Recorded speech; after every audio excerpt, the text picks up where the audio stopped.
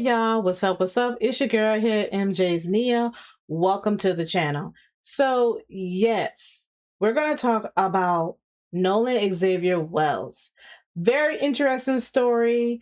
I'm going to first say off, I'm also going to talk about Karmelo Anthony with this story because we've been told either to not stand your ground, because that's only for other people, that's not for black people. I'm gonna discuss that.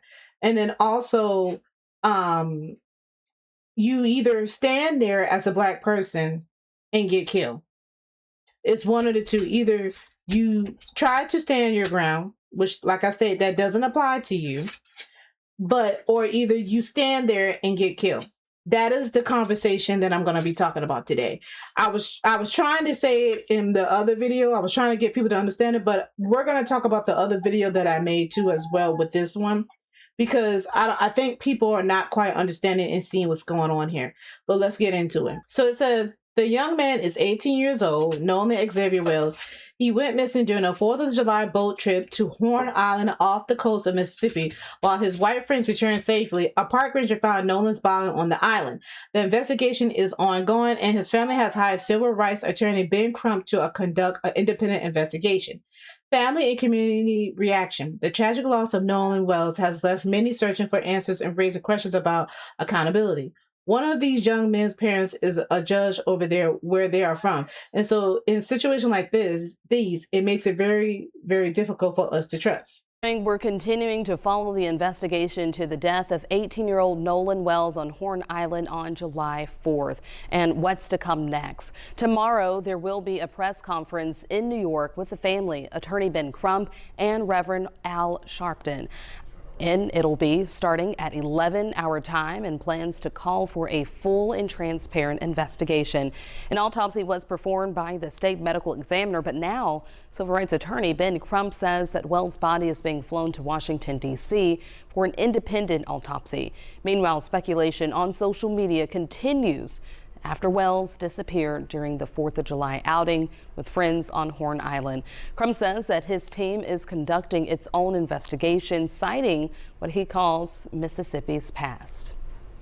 One thing, we're trying to be very transparent because the family has some concerns about the state of Mississippi doing an investigation of the death of a young black man where young white students may be looked at as having some culpability. So the family is concerned about that.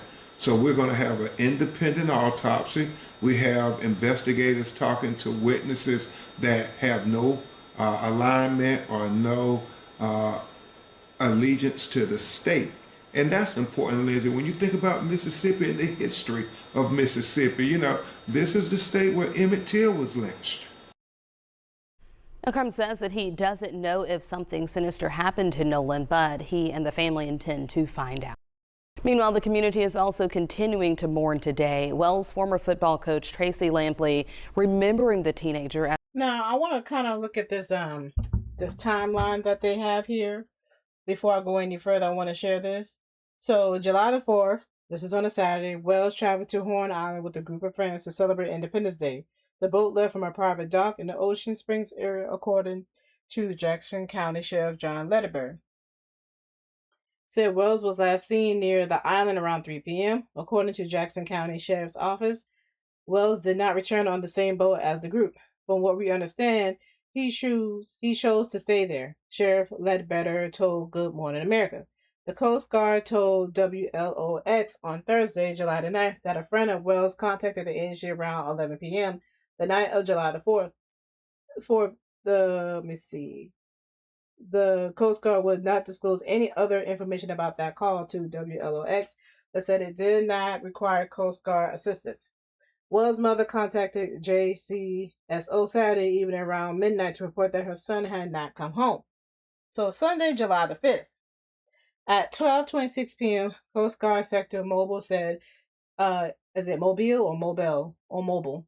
One of the two, said it received a request for assistance from JCSO in search of a missing person in the vicinity of Horn Island. The Coast Guard said an urgent marine information broadcast was issued and a helicopter was sent to search. At 12:31 p.m., JCSO issued a press release saying it was searching for Nolan Xavier Wells, described as an 18-year-old black male, approximately 6'1" and weighing 180 pounds. He was also seen on the Horn Island on Saturday, July the 4th, wearing blue swim trunks, no shirt, and sunglasses. At 5:54 p.m., JCSO established a command post at the Lake Mars boat launch.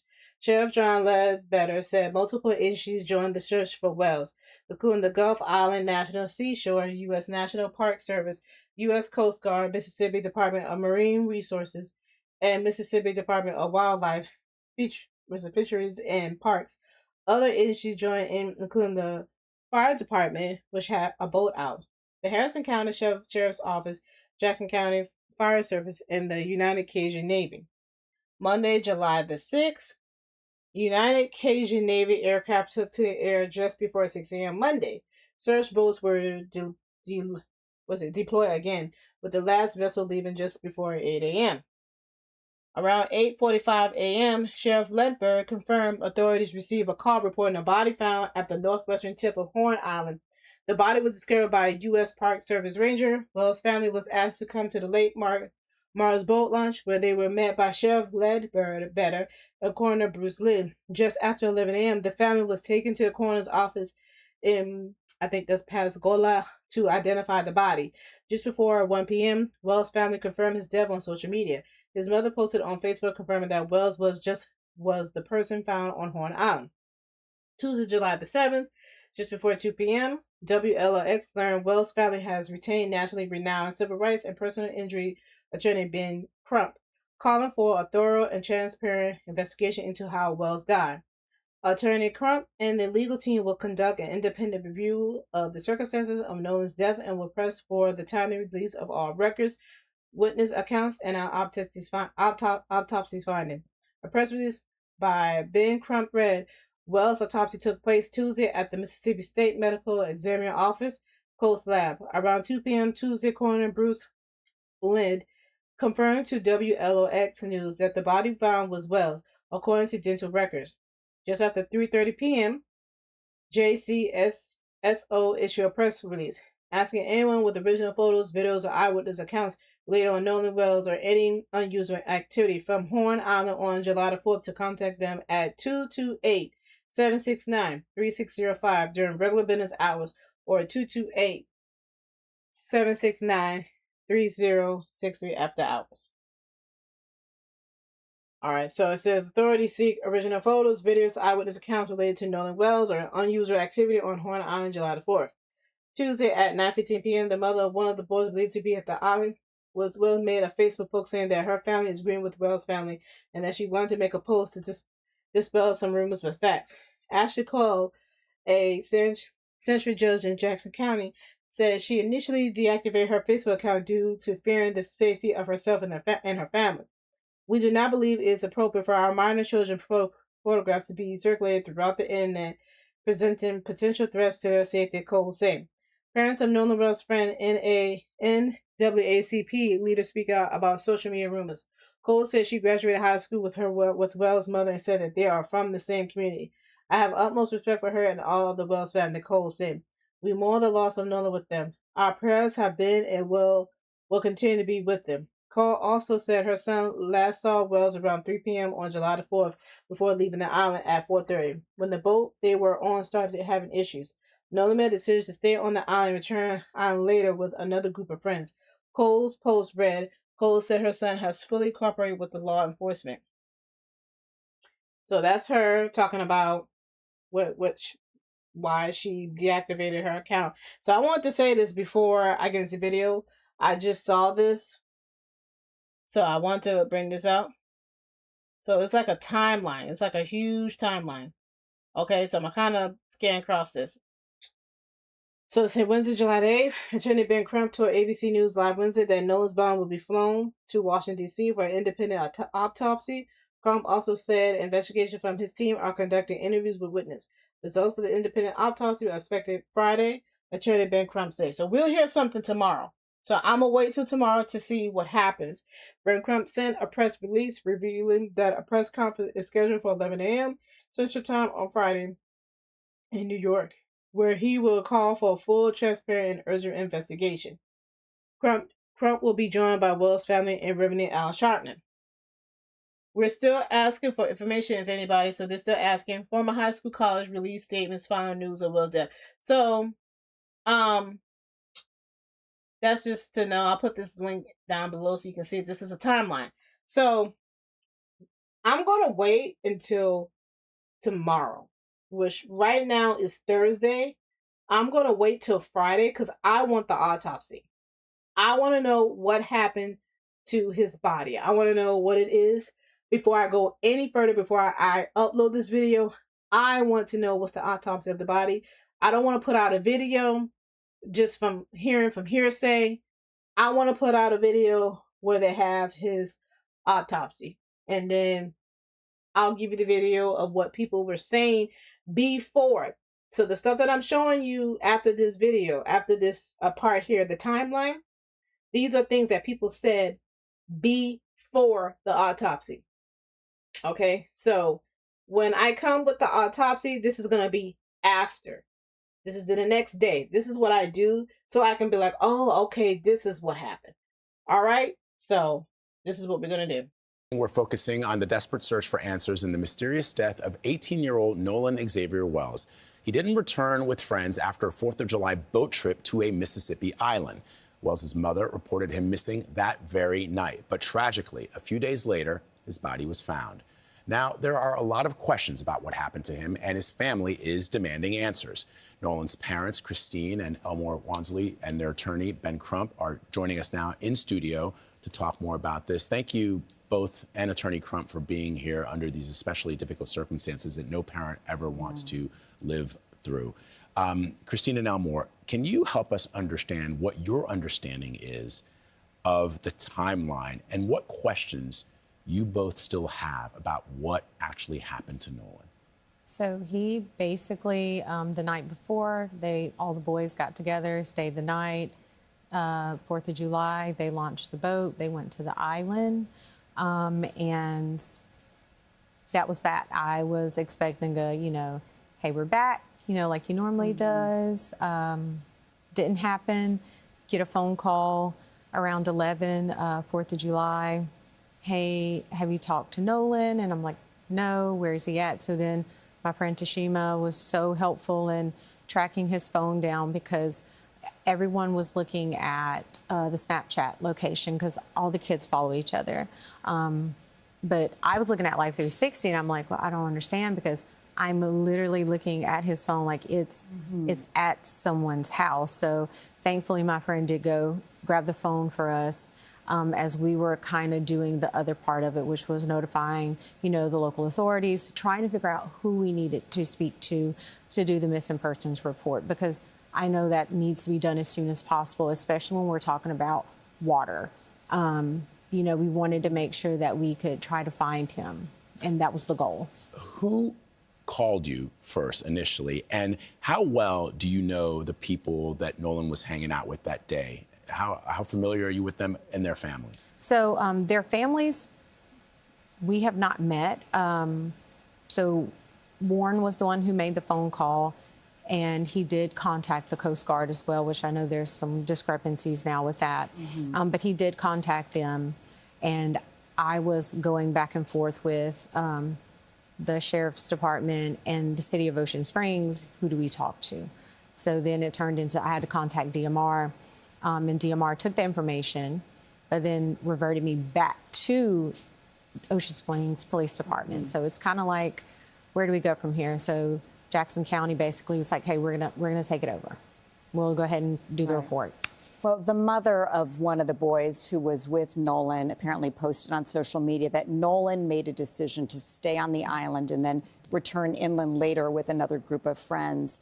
Were you made aware of that plan beforehand? Is that something that Nolan would have done or would do often? No. No, he wouldn't. Nolan was always taught to stay with the group. If you leave with me, you come back with me. So that I don't understand. And with me being a parent, if I was in that situation, I would have told him, you're going to get back on this boat with me because I don't want to have to answer to your parents if something happened to you. Right. So you're going to get on the boat, and if you still don't want to get on the boat, someone give me a phone so I can make a phone call to get your parents on the phone so they can tell you to get on the boat. But at no time will I leave someone else's child especially on the island. So you think he got left behind then? Yes. I don't believe he decided to stay on the island by himself. It just doesn't, that's not his character.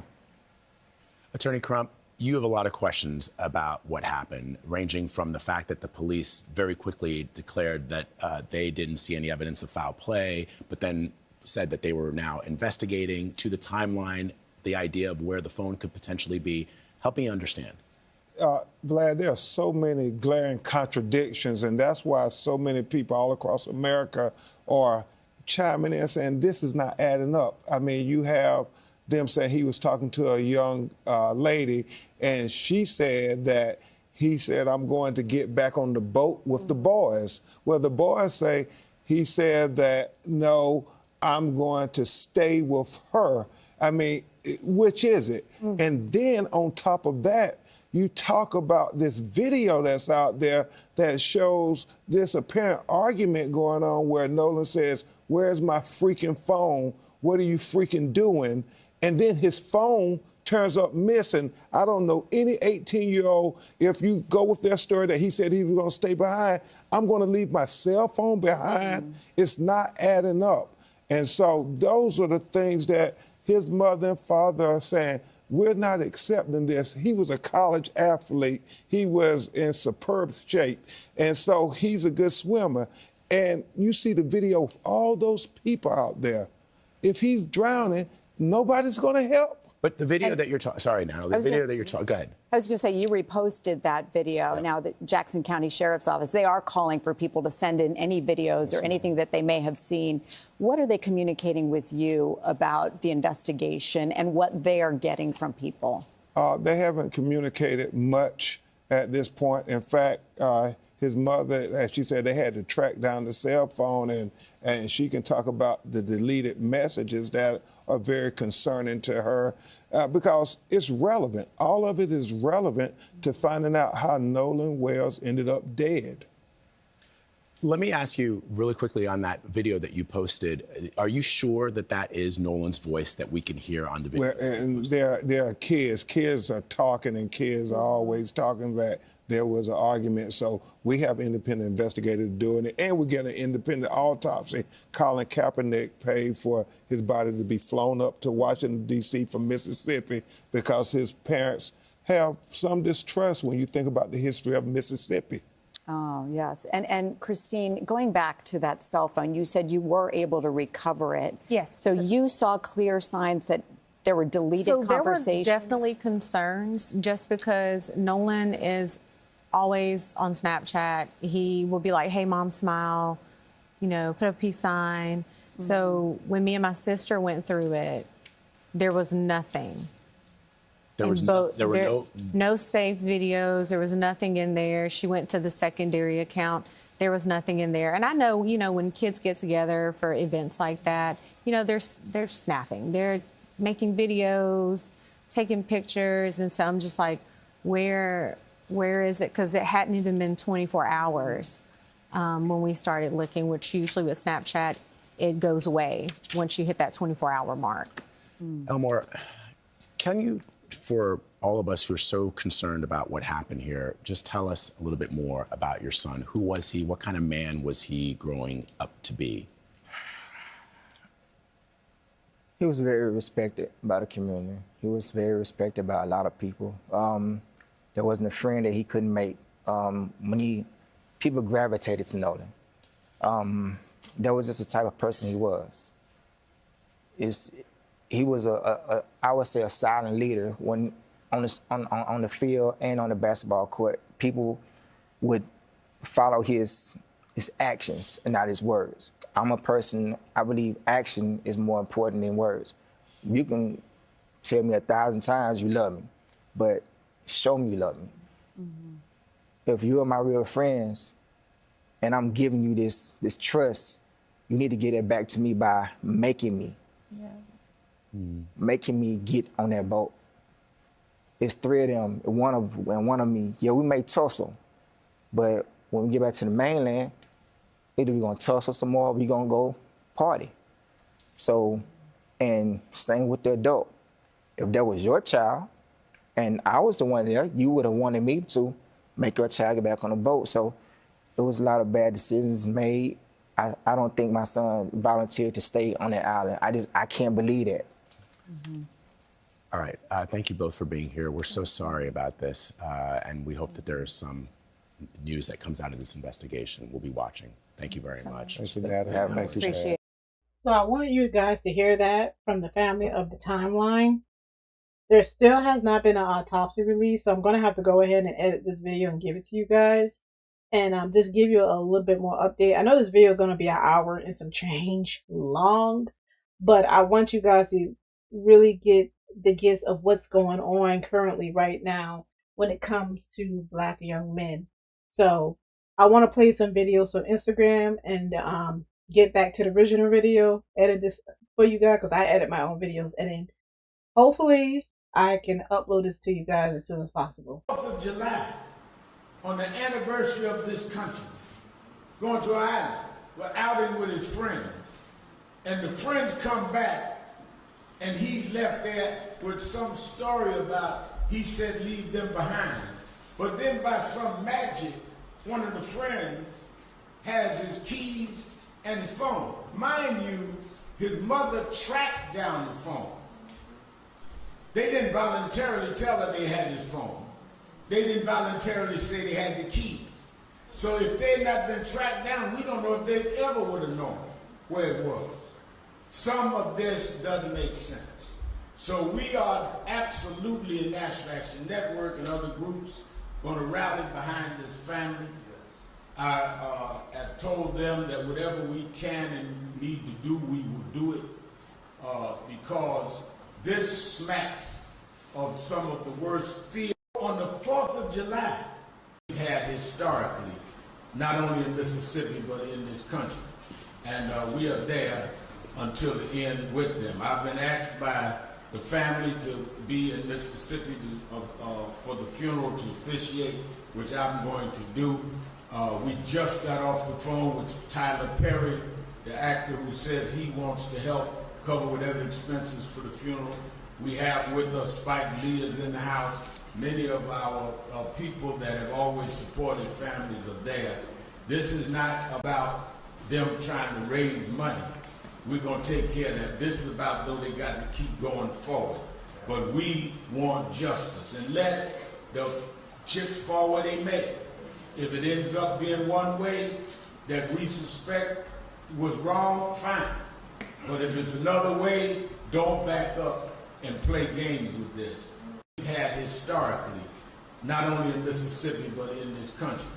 And we are there until the end with them. I've been asked by the family to be in Mississippi for the funeral to officiate, which I'm going to do. We just got off the phone with Tyler Perry, the actor who says he wants to help cover whatever expenses for the funeral. We have with us Spike Lee is in the house.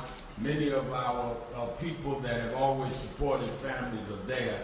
This is not about them trying to raise money. We're going to take care of that. This is about, though, they got to keep going forward. But we want justice. And let the chips fall where they may. If it ends up being one way that we suspect was wrong, fine. But if it's another way, don't back up and play games with this. We had historically. When we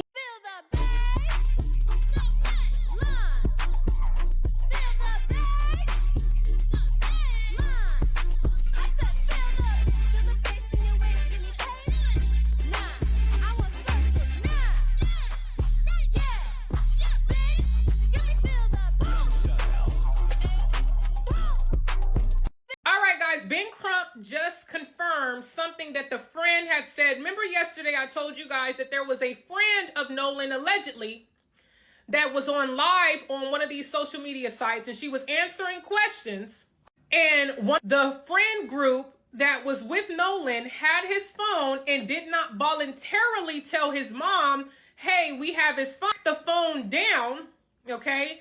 And that's how they got the phone. Ben Crump confirmed that today on Good Morning America, and I'm gonna play the clip for you. On top of that, remember there was a video that was floating around where there was some arguing going on. Ben Crump confirms that that was Nolan, and you can hear Nolan saying, give me my freaking phone, what are you doing? Now my question is, if Warren the friend called the mom immediately goes to check the phone, okay? They took the phone off that boat, so they knew that they had it when they made that phone call. Why didn't they just say that they had the phone? Why did she have to track it if you had already called her and let her know that her son did not come back with y'all? Huh?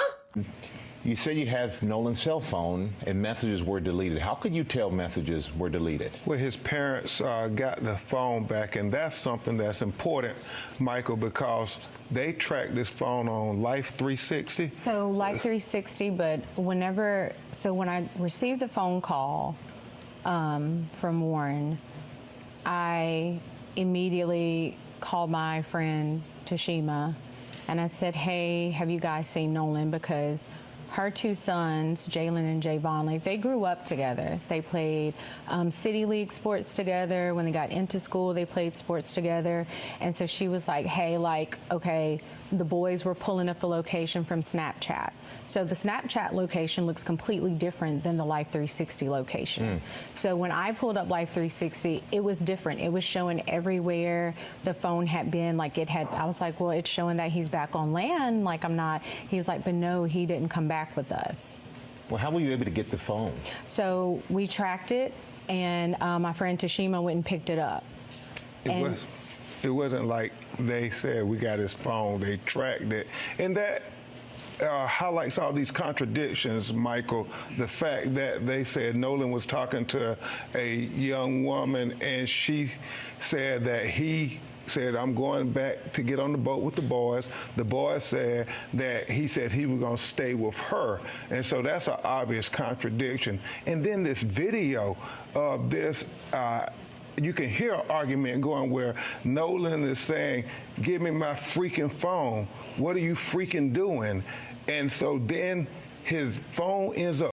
What are the biggest unanswered questions so far about this case? Obviously, the biggest question is what happened to Nolan Wells. I think the reason this case has caught such fire is because they see the pictures, they see the video, and they're saying, hold on, you're trying to tell us just accept this an accident and sweep it under the rug? His mother, Christine, his father, Elmo, say, no, they will not allow that to happen. His friends, his community. I mean, he was a good kid. He was beloved. He was a college athlete. He had everything going for him.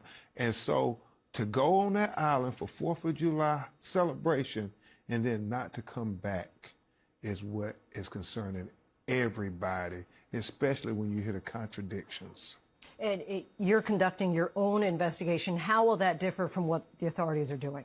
Well, one thing, we're trying to be very transparent because the family has some concerns about the state of Mississippi doing an investigation of the death of a young black man where young white students may be looked at as having some culpability. So the family is concerned about that.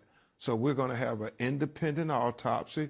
We have investigators talking to witnesses that have no alignment or no allegiance to the state.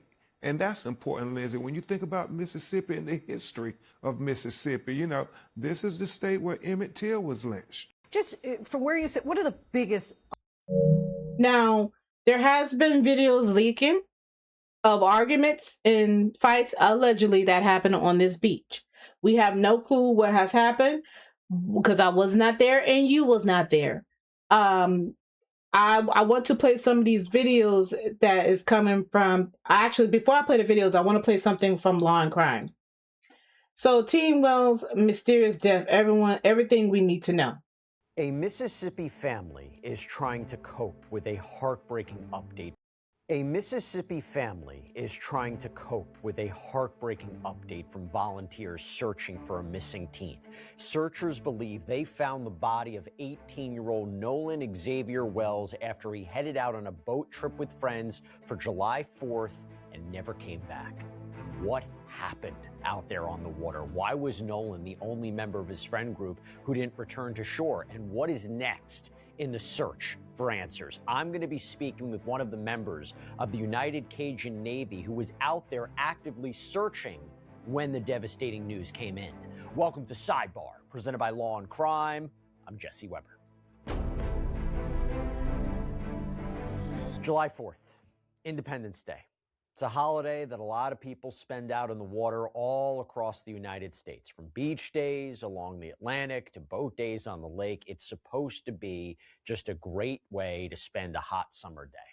But the water, as we know, also carries a lot of dangers. And this small isle called Horn Island has now become the center of a death investigation. So Horn Island is a long, thin barrier island south of Pascagoula, Mississippi. It's part of the Gulf Coast. It's only accessible by boat. This is according to the National Park Service, so limited accessibility, right? Now, according to family members and the Jackson County, Mississippi Sheriff's Office, 18-year-old Nolan Wells went to Horn Island with several friends on Saturday. This young, fit wide receiver for the Southwest Mississippi Community College football team was last seen at around 3 p.m. that day. New York Post reported that he was, quote, talking to a girl on the north end of Horn Island. When he was reported missing, multiple agencies jumped into action. The United Cajun Navy, their incident commander, Josh Gill, posted about the search on Facebook over the weekend. About 6'1", 180 pounds, was last seen on that north end of Horn Island. Guys, he hasn't been found. Okay, he was last talking to a girl on that north end. He went out to Horn Island with some buddies yesterday out on a boat. He's not been heard from in close to 24 hours.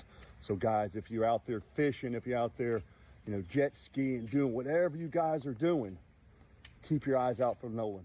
Now, I'm going to be speaking with the Cajun Navy's Vice President, Brian Trasher, in just a moment. I want to get a better sense of what the search was like because he was actively searching for Nolan when it's believed Nolan's body was found. Nolan's mom, Christine, got a hold of these photos that Nolan had apparently taken with friends aboard a boat the day that he went missing. She flooded social media with these photos, asking for anyone with information to get in touch with authorities. And it's unclear so far what Nolan's friends told law enforcement, told authorities when they reported they couldn't find him. But according to the sheriff's office, it was a park ranger that spotted a body at around 8:45 a.m. Monday morning. Authorities haven't officially released an identity. They're apparently still waiting for DNA test results, but media outlet WAPT in Jackson reported that the coroner said there's no reason to believe it's not Nolan. According to TMZ, the body was in the water near the northwest end of the island. WAPT also reports that an autopsy is planned for today, Tuesday, and we could learn a lot more once those results are released, but that could potentially be weeks from now. In the meantime, his family is just trying to come to grips with the fact that this happened, that this young man, a college sophomore known for showing off his skills in the football field with his whole life ahead of him, is now dead. Died during what was just supposed to be a day out on the water.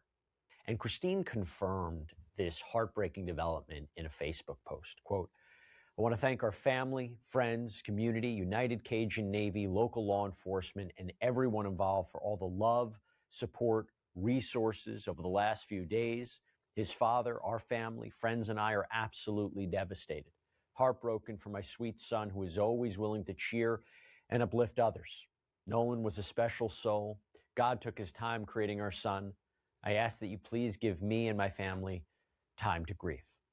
Southwest Mississippi Community College's president also released a statement saying, quote, the entire Southwest family is heartbroken as we mourn the tragic loss of Nolan Wells. Nolan was an exemplary student, athlete, friend, and teammate. We remember Nolan as a well-respected young man who was very popular among friends, faculty, and staff. We love Nolan, and he will be greatly missed in many ways. Our continued prayers will be with the Wells family now and in the days to come. At first, Christine had put out this message on Facebook saying that no GoFundMe had been set up yet, and that any pages that were set up, it was a scam. Unfortunately, we've seen this before in other cases, someone taking advantage of what is already a tragic situation. But since then, a friend did set up an official fundraiser. We're going to put a link to it in the episode notes if you want to contribute, donate, support in some way. And according to the GoFundMe page, quote, funds raised will be used for funeral and memorial expenses, celebration of life services, and any additional costs associated with honoring Nolan's memory. Any remaining funds will help support the family as they navigate the difficult days ahead. How did we get here? What went wrong? What led to a young man losing his life? When Nolan disappeared, a lot of people jumped in to help with the search, including what's called the United Cajun Navy. Hey, let me say something real quick. Look, running a business, that's tough enough, but why make... So if you want to hear more of this is on Law and Crime. I'll put a link down below. People are trying to put the pieces together. That's what people are doing right now. They're still I'm trying to wait on the autopsy. While I'm making this video, I'm trying to delay this video for the autopsy because I really do want to know what happened to his body. And that's really going to tell us what happened. But I am happy that people were out there looking and they're concerned and they're trying to put the puzzles together. I appreciate everybody for doing that. Now, you're probably wondering, how did I even hear about this? So this was the first post that I heard 2 days ago. It said, here are Nolan friends that don't remember anything. So somebody was saying over here, shout out to all the Instagrammers now about the show. I'm about to show down what people are saying on social media. They said, if they're innocent, why delete social media? Somebody said, my daughter is in Florida. She's 30 years old and has all white friends. I've warned her about that many times because if this ish happened to her, I'm going to jail. So let me play this video for you guys. Wells' friends that didn't remember anything, but they remembered to deactivate every single social media account that they have. Them, his girlfriend, their parents, all the accounts deactivated and wiped clean. All of them. Jax, Eric, Wyatt, Warren, Morgan, jail. Jail for everyone. Because you know, they're already circling the wagons. They're already lawyered up.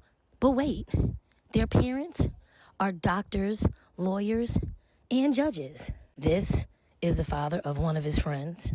And this is the stepmama, Ashley Cole, court judge for Jackson, George, and Greene counties in the beautiful state of Mississippi, has already deactivated her account. Deactivated all the accounts, and they have all unfollowed Nolan. And this is Katie, who is either a friend, close friend, or girlfriend, who is supposedly, allegedly cooperating with authorities because all the other friends are lawyered up and circling the wagons and not helpful and not talking. The doctors and the lawyers and the judges' parents of these 5 have said that they would like privacy, please, at this time. But you know what? Name them publicly. No privacy and no peace for Eli, also known as Jax, Eric, Wyatt, Warren, and Morgan. What happened to Nolan? What did you do to Nolan? His phone came back safe, but he didn't? Why were y'all arguing just minutes before he was reported missing? And y'all were continuing to party late into the evening. Other boats that were docked and parked next to yours saw y'all. But Nolan was missing. We're going to find out. The truth shall come to light. These are Nolan Wells' friends that didn't remember. Okay, so as you see, if they have nothing to hide, why are they being quiet? Why are they distancing themselves from Nolan's account online? That's very telling. Nolan Xavier Wells because he doesn't look like you? Would you feel differently about his friends minimizing his life if the victim looked like this? More like you?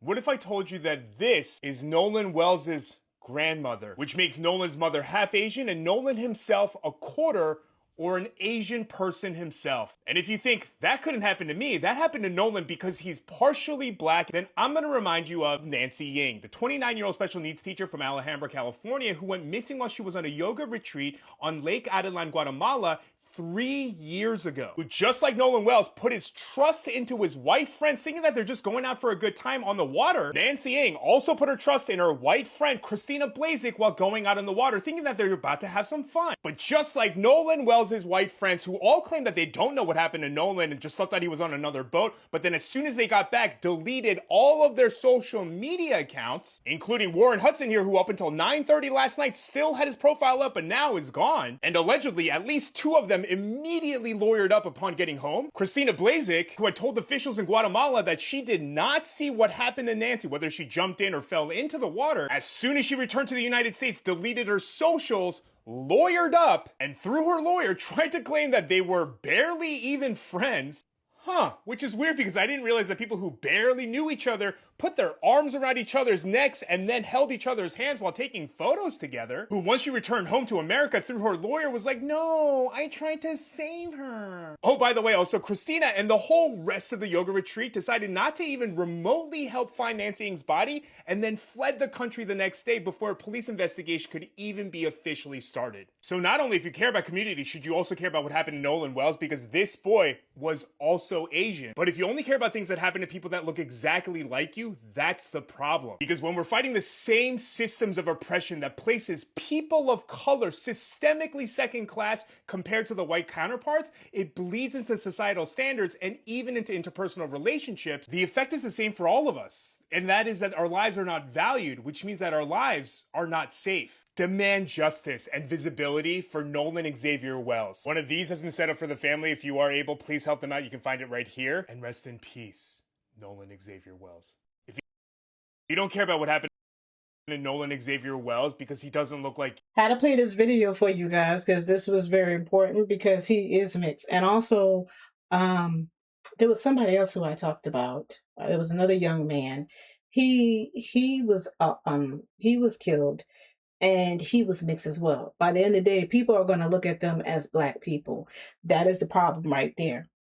I'm glad he brought that out. Shout out to this Instagrammer. Someone said, I see a lot of comments saying that the world has gone crazy and why is this happening? Just realize that this has always been going on. The internet just made it possible to see it all now. Exactly. My point exactly. Somebody said, I wrote about Nolan in my Substack this week. There is a reason why. There's a reason many pop don't want to be the only in white spaces. Asians will learn one day that they are not white and that Black people are closer to them than they want to think. Let me tell you about a story. Since I want to bring this up because I want to tell you a story of what happened to a Thai girl in Thailand. This is first post. Sheriff's in charge for Thai teen's murder in Patala. I don't know if I'm pronouncing it. I'm sorry if I'm butchering the name. Said first post live. So let me tell you what happens. This young girl, she got involved. She's from Thailand. Actually born and raised in Thailand. She's Thai. An Australian guy who was white. He went over there to Thailand to go, I guess, date her, be with her. And they went into a hotel. And when they came back out the hotel, I'll say this. He had a suitcase. Okay. Let me play this video for you guys. We begin in Thailand, where police say an Australian man has made a partial confession in connection with the murder of a 17-year-old Thai girl. The case has sent shockwaves across continents after the suspect allegedly killed the girl, hid her body in a suitcase, and dumped her near a railway track. The investigation centers around these surveillance images. They show Australian national Simon Peter Carmen arriving at his condominium with the 17-year-old girl in the early hours of June 25th.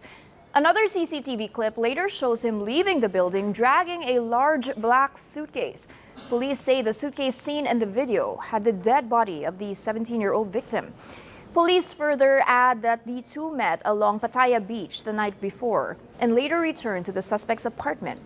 Investigators allege the teenager was strangled inside the room. They say her body was kept in the apartment for about a day before being stuffed into a suitcase and dumped in tall grass beside a railway track just a short distance from the beachfront. The location has since become a place of mourning with offerings left in memory of the victim. He gave in due to the amount of evidence piling up against him. He also apologized to the family of the victim.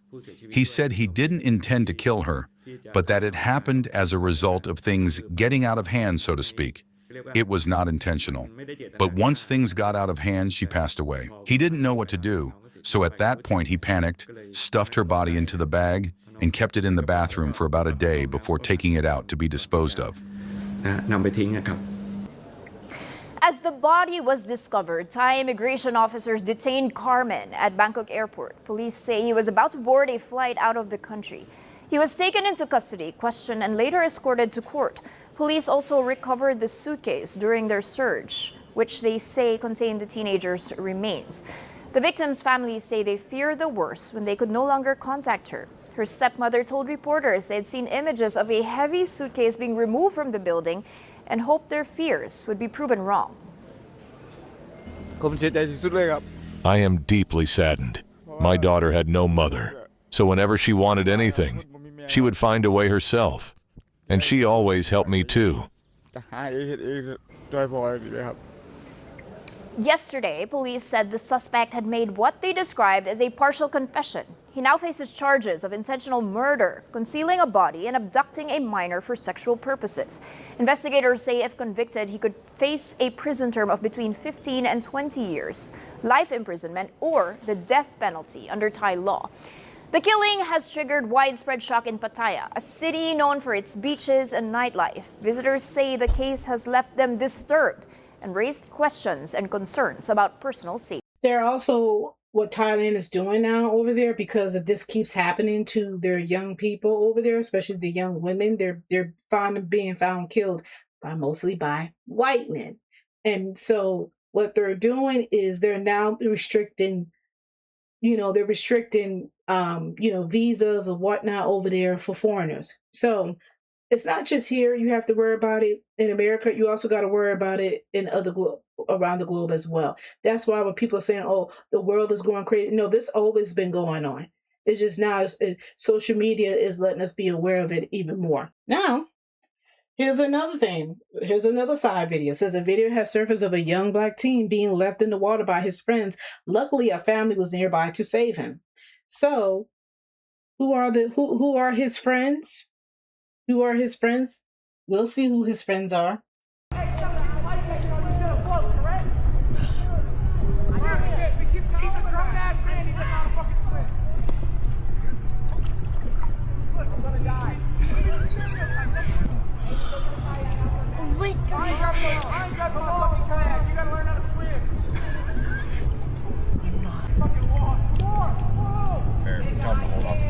You can swim down, Remy, you fucking retard. I think I can stay here. Bro! How am I gonna get you back home? You don't think Mama Marquise is gonna be worried? Yeah, your mom. My mom's name. My dad's your mom is always worried about you. My dad's in prison. I think that's why. When your dad's in prison, we know, we can tell just by looking at you. Bro, we get it, you can't swim. Bro, just go get a kayak. You have a fucking life jacket on, Marquise. I'll just wait. Bro, you have a life jacket. Bro, I'm black. It doesn't matter. It's not going to save me. Bro, yes, it does. Hey, you have a life jacket on. You're going to float, correct? Bro, I'll just find a way. Hey. Hi.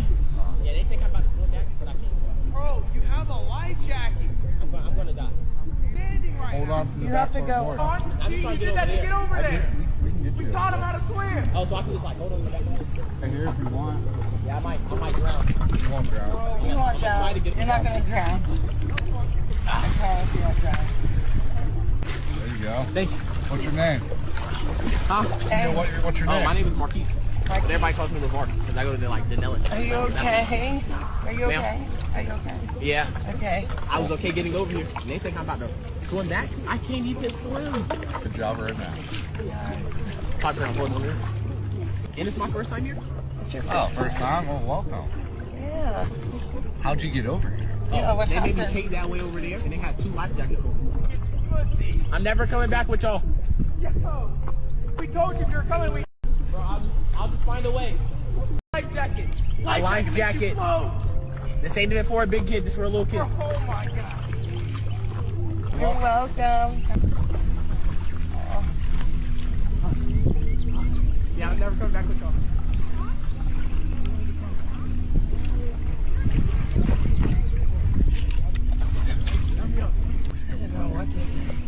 his friends are fucking assholes.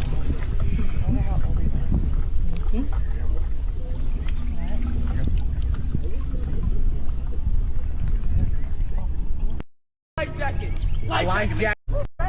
Did you hear what they said when the family went and got the little boy and brought him over there? They call them effing a-holes. And that's exactly what there are. This is what parents and their understanding, especially, I'm going to say something. It's mainly for the black teenagers, yes. But parents needs to understand one thing. They need to know who their children friends are in general. They need to know who their friends are in general. Who are they, and what type of people they are. These people were saying all kind of prejudice, stereotype things, his so-called friends, to him while he's stranded in the middle of the water. If this family didn't came by, he probably would have drowned. So it says a viral video shows a paddleboarding family rescuing a young black teenager after his group of peers abandoned him in a river. The incident occurred when the boy's acquaintance allegedly pressured him to swim across deep water, despite implicitly knowing he could not swim. A family out on the water came across the teenage boy stranded in a deep part of the river. He was wearing a life vest but was visibly struggling and unable to cross. According to the boy's account to his rescuers, his peers mocked him, targeted him with insults regarding his family, and ultimately paddled away, leaving him behind. They told him to swim all the way back on his own. The paddleboarding family intervened, pulling him out of harm's way, offered him a safe spot on their watercraft, and comforted him. The video sparked widespread outrage across social media platforms like Instagram and X, formerly Twitter. Views heavily criticized the behavior of the peers, point out the severe danger of water peer pressure and abandonment. Many praised the quick-thinking family for their empathy and direct intervention, which likely prevent a drowning target. And I'm glad that they went over there and they still allow him to swim with the vest, but holding on to him. So that still let him see that, you still can swim in the water. And that's why the man said, you're doing a good job. They encourage him. They went over there and helped him, whereas his friends didn't do that. My friend, I know how to swim. If I have a friend that doesn't know how to swim, which I have been in that case, I will go over there with like a boat, or I will go over there with something that they can get on and I can help them come back over. Sometimes. Did you run that? Are you going around there? Go on, MJ. You already MJ. MJ! When she was in the room, man.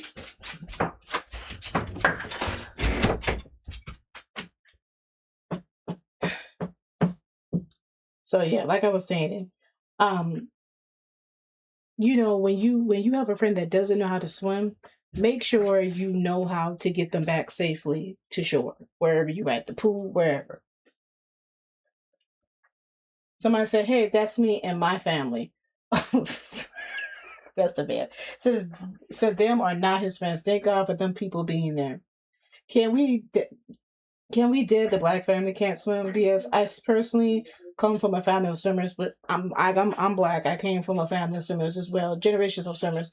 I was an adult the first time I heard that saying, and it was, I think there are people that don't know how to swim, but it's 2026. Let's put it to rest.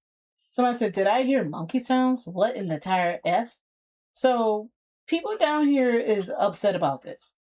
It's showing, and this is perfect timing that they're showing this while the other young man who was found in the water, in the ocean, right? Time at what those boys were saying to the kid who was terrified of drowning. He laughed the entire time. His wife told him to stop laughing. He knew he was swimming, so he tried to stifle his laugh. They saved him, but the children found it funny as well. They hid their smiles and laughs. This is so sad to watch. I think he was laughing because I think he didn't know the situation until he got closer. I'm just saying, I don't know, but I think to him, he didn't think it was really that serious until he got over there. I think the wife saw it because she was leaning more forward and she saw what was going on versus the husband. Until they got up there, he realized, oh, that's when and I don't think y'all hear at the end, he said that they were effing a-holes because I don't think he thought it was that serious. I think most time when we hear people arguing with each other, we think it's funny until we come across the situation. Then we realize, it's something serious. This boy can possibly drown. So, I mean, he still had a little smirk on his face. I mean, I wouldn't have been laughing either, but it is wrong. I get what you're saying, but I think he realized it was serious when they got up there. Somebody said, this is not Nolan, this is from another incident. That's not what he's talking about. He's talking about the water. He says, following Nolan Wells' recent incident, white teenagers left their black friend Marcus to drown in a river while taunting him with slurs and monkey noises from the shore. Marcus couldn't swim well and was wearing an ill-fitted child-sized life jacket. A kayaking family rescued him as he feared for his life. He said his friends expected him to swim back alone. This kind of racist behavior is disgusting and should be investigated. So what... And this is why I said a lot of black people, they don't read. Nobody said that this is Noel's. We know this is not Noel's. And this person looks AI generated. This person does not look like a real person. This looks like an AI generated picture. Be careful of that. There's a lot of AI generated, pages out here. What he's saying is it's the same scenario because we don't know what happened with Nolan by the water. We don't know if he drowned or if somebody attacked him. We have no clue after autopsy. But it's the same scenario that he was with white friends by water. This young boy, he's with white friends by water. Jerard Jackson was found a week ago, hung from a tree outside of the music festival Electric Forest. This is a very weird situation, and no one's talking about it. So he was there for 4 days. It's a 4-day. If you're new, it's a big rave. It's a huge festival, lots of drugs, lots of people, a lot of people, right?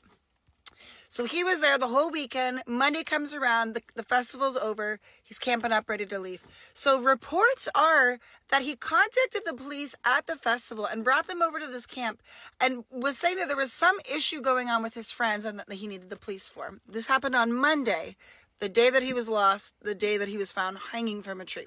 So the cops come over to his camp, investigate. They say nothing's going on. The cops leave. So then he packs up his camp, he packs up his things, and that's the last people see him. The last people you see from him is Monday at 10 a.m. He packed up his stuff, and after the interaction with the cops and his friends, and then he left.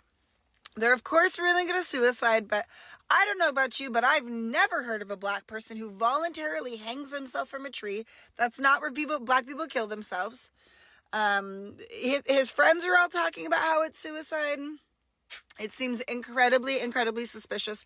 And no one's talking about what happened to him. They're talking about the baby found in the porta potties, but they're not talking about a black man found hanging from a tree outside of a huge music festival. Can we talk about this, please? Jerard deserves justice, and his death should not be quiet and secretive. What happened to him? People know what happened to this man. Jerard Jackson was found a week ago. Thank you for sharing that. This is how I found out about the Jerard Jackson situation. Questions mount after a man, Jerard Jackson, found dead near Electric Forest Festival in Michigan. I don't know when this happened. This happened just recently. Authorities continue investigating the death of a 20-year-old as his family disputes investigators' preliminary findings. The Electric Forest Festival remains the focus of 2 ongoing investigations after Michigan State Police confirmed that a missing Illinois man was found dead near the festival grounds. Authorities continue searching their answers in separate death of a newborn whose body was discovered in a portable toilet during the annual music festival. What is going on at this festival? Then it said, according to Billboard, Michigan State Police said 28-year-old Jerard Jackson of Illinois was reported missing on June the 29th after attending the Electric Forest Festival in Rothbury, Michigan. His body was later found in a wooded area near his parked rental vehicle. Earlier that morning, troopers responded to Jackson's campfire after he reported an alleged criminal incident involving a friend. After interviewing those involved, investigators conclude that no criminal incident had occurred, and Jackson reportedly left the venue shortly afterward. Authorities said Jackson left behind his cell phone and other personal belongings. His rental vehicle was later located in Rothbury area with his wallet and keys inside before officers discovered his body in nearby woods. According to investigators, primary findings indicate Jackson died by self-harm, and police said there is no evidence of foul play. The discovery comes as authorities continue investigating another case connected to Electric Forest Festival. On the final day of the June 25th to 28th event, a sanitation worker found the body of a newborn inside of a portable toilet in the Good Life camping area. So somebody was pregnant, went there and gave birth and threw the baby away. And then meanwhile, you have a black man over here. He's talking about something happened and he called the police or something. And here he is. They're saying that he committed the S word later on. Can't say it because YouTube. Michigan State Police said an autopsy has been completed, but investigators are waiting the medical examiner's final report to determine the infant's cause of death.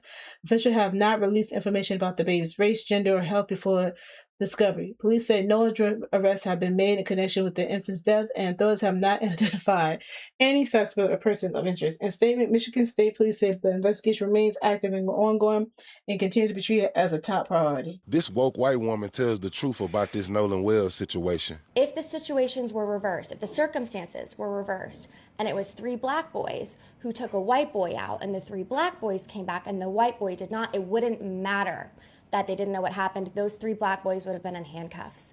Those 3 black boys would still be in questioning to this day. I can see the Fox News headline now, right? They would have used it as proof. See?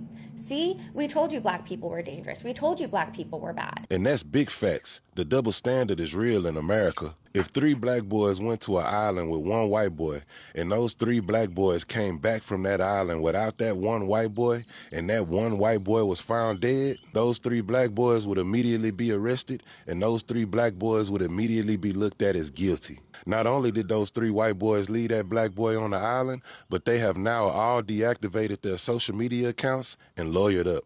Their parents have also deactivated their social media accounts.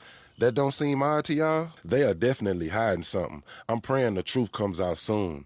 Rest in peace, Nolan Wells. This woke white... Someone here again said, black people, stop taking y'all asses to these white spaces, especially when you have 0 survival skills. This is exactly why your black boys shouldn't be hanging out with white boys. Yet again, this video is circulating. It's circulating like wildfires, and everybody has their opinions in the comments. I'm also... I want to say something. I'm going to talk about this video next. It's what's going on with I Show Speed versus the disgusting Argentina fans. They were making fun of him. They were throwing things at him. That too was an incident. What I'm saying is he had people to see. There was cameras around to see what happened with him.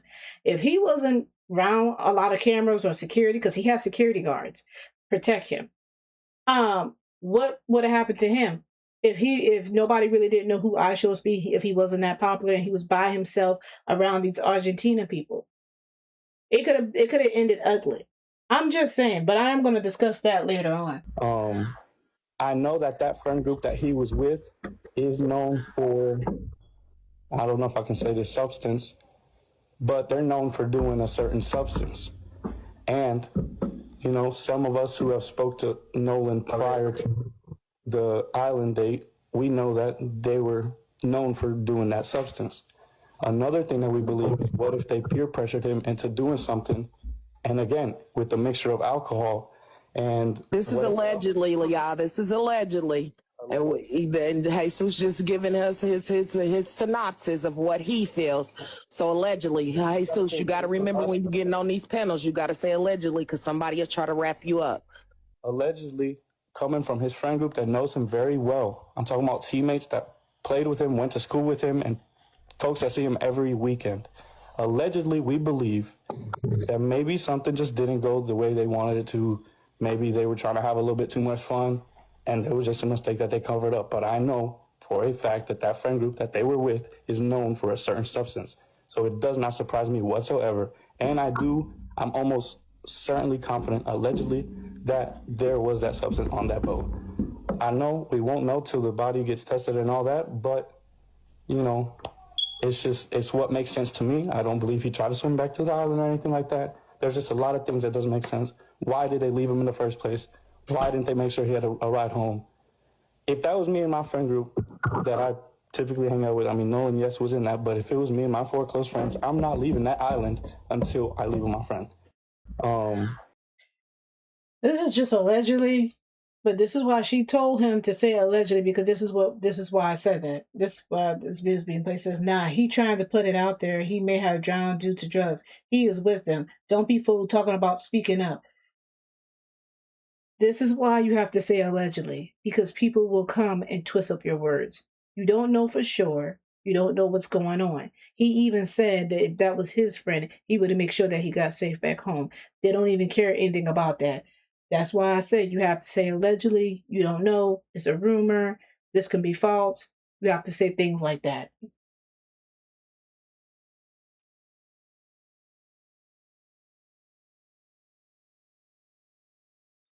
So the girl that Nolan was last seen with, her name is Katie, is cooperating with authorities and is speaking up about what she saw. And according to Katie, they hung out for a little while in the afternoon, and the last thing that she remembers is Nolan telling her, I'm going to my friends and I'm going to leave with them, which directly refutes them saying that he told them that he was going to hang out with some girl and going to find another way to get back to the mainland.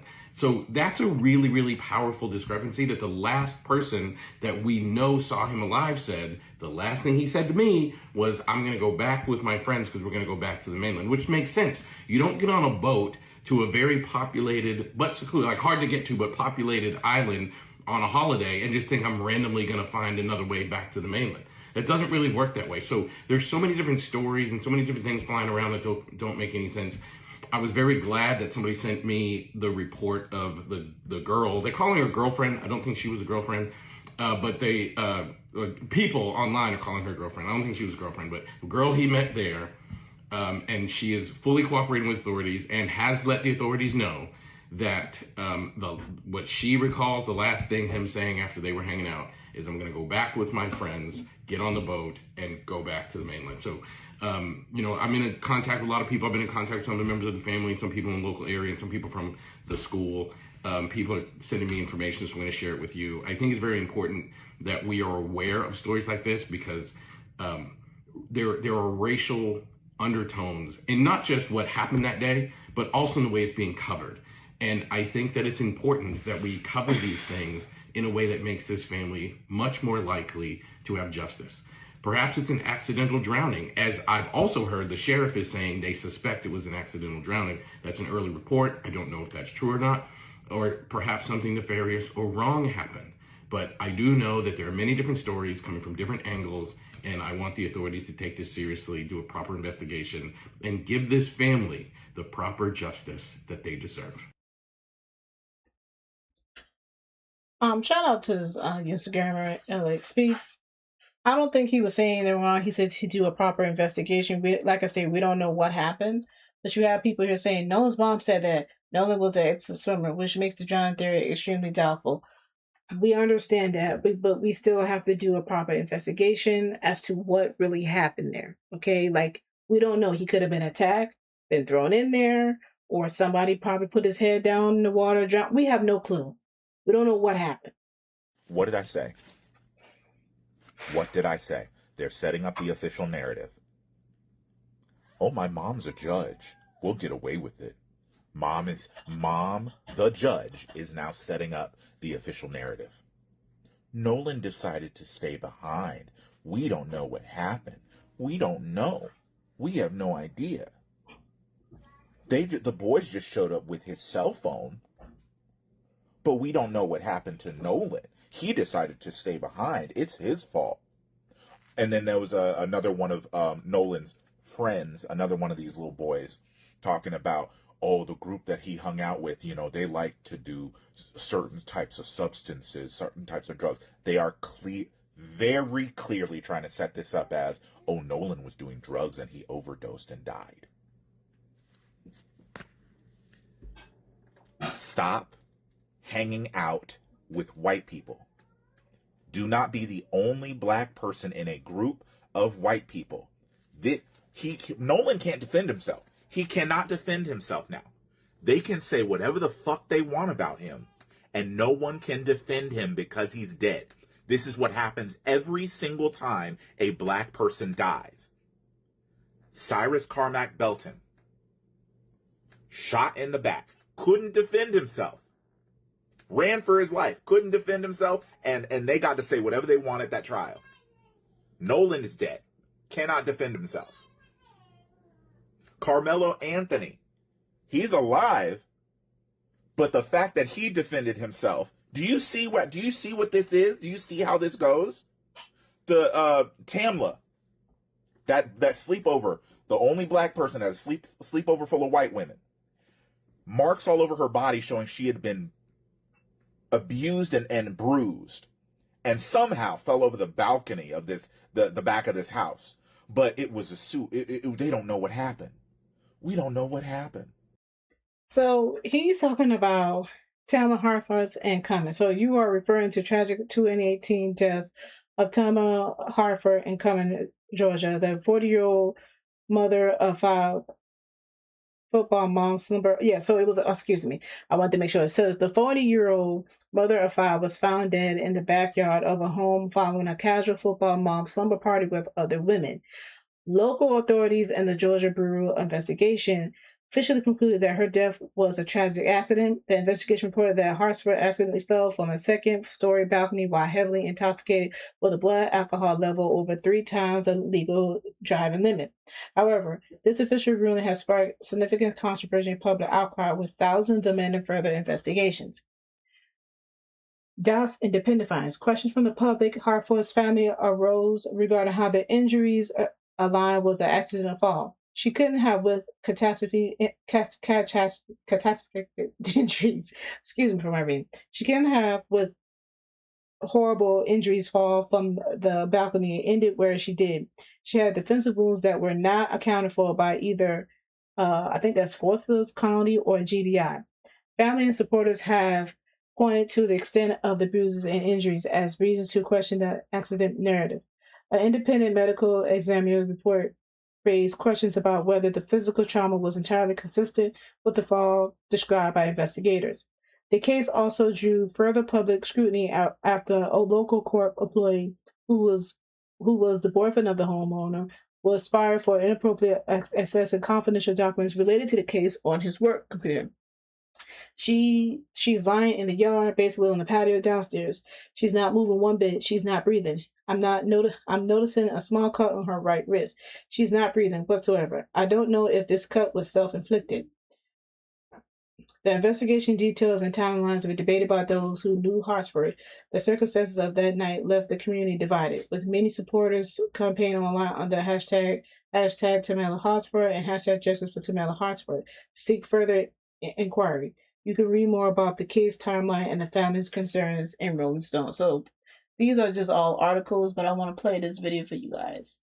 If you go look it up, Google it, the AI will tell you what it is briefly, and then it gives you articles where you can read about it or see a video about it. That's how I do it now. So let me play this video for you guys. A death investigation is like a puzzle. This can't be real. 2 law enforcement agencies investigated piece by piece the death of TAMLA Horsford. Both concluded she got so drunk at a party she fell from a balcony after everyone else had gone to sleep.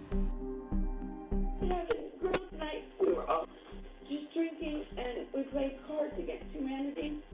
But her family insists that narrative doesn't solve the puzzle. You get all this information and you go, wait, nothing makes sense here. Ralph Fernandez, the attorney for TAMLA's husband, says he's gone through the evidence, every interview, document, and scene photo.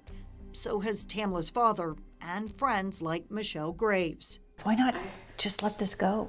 I cannot let this go because I know that what they said did not happen to her. So we went through it all as well to take you inside the investigation to understand why the family remains convinced police are still missing pieces to this puzzle. I know this was a homicide.